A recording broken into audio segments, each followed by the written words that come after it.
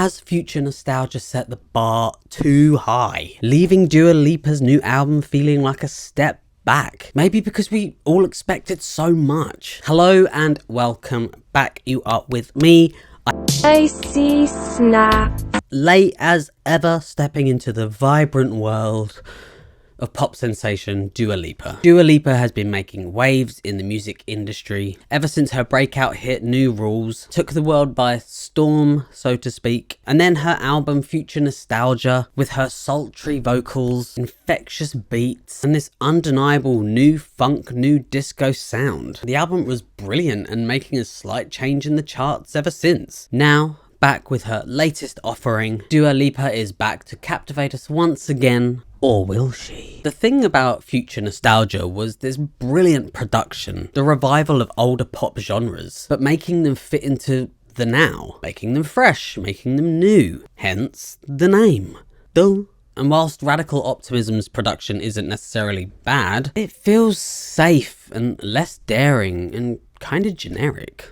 I don't think Radical Optimism was supposed to step into the same vibe or feel as Future Nostalgia, coming into the tropical, more laid-back scene. But the problem doesn't lie with this change. Well, because there isn't really enough change anyway. Almost a fear to tread further away from it. Rather, it's the need to rely on what made Future Nostalgia great. Except they don't really do that either. This album relies heavily on its singles. Houdini, Illusion, Training Season. Houdini feeling rhythmically quite strong, crunchy guitars, crisp synths. I am an absolute sucker for those retro synth sounds. Super solid kick. Really enjoyed the last minute or so when the song starts to go into this sort of horror vibe with the synths. And then finishing the song with this really saturated like synth or maybe like Vox synth. Really, really strong song, I think. And this is similar with the other singles like Training Season, giving me a slight spice up your life. I want to say this song isn't my favourite of the singles, but it's still really strong and hits those right chords. Her vocals sounding great as ever, really complementing the instrumentation and the backing track. As well as these singles, there are other songs to love. For example, End of an Era, having more of what I said earlier, a more tropical, sunny, breezy feel to it. The really nice guitar loop, the funky but sort of fun bass. Overall having this really nice sort of funky house vibe. And there's lots of these small sound flourishes that happen throughout the song, like these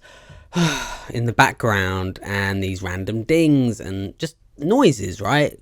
To keep you interested. I enjoy being made to listen out for things in songs, and when I hear them, I know I've got to keep listening. On the flip side of this though, you have French Exit, feeling and falling slightly flat, having similar elements but just really lacking that energy, sounding quite generic. And talking about generic, you then have These Walls, instrumentally feeling washed out and bland. And then you have songs like Illusion and What You Doing, falling back into this more new disco sound. And then you have songs like Illusion and Whatcha Doing, feeling way more derivative and safe. Other good songs on the album are Maria and Anything for Love, showing the album's more narrative direction, with all things love and relationship, and all the things that come with finding it. And Anything for Love starting out with what I can assume is just the session artists all talking. Not sure the purpose of leaving this in other than to tell the listener how sad they should be feeling on this song. The songs focus on wanting a lasting love, and it's this song where I really love the sort of storytelling with the song just suddenly stopping, because real love unfortunately is fickle like that. Apart from the storytelling, I really love this change of pace between Dua and the horned synth that seems to just pop in halfway through. And then there are songs on the album like Happy For You which leave me kind of confused, feeling really out of place compared to all the other songs. All this disco chill vibe turns into this like Moby-esque sound.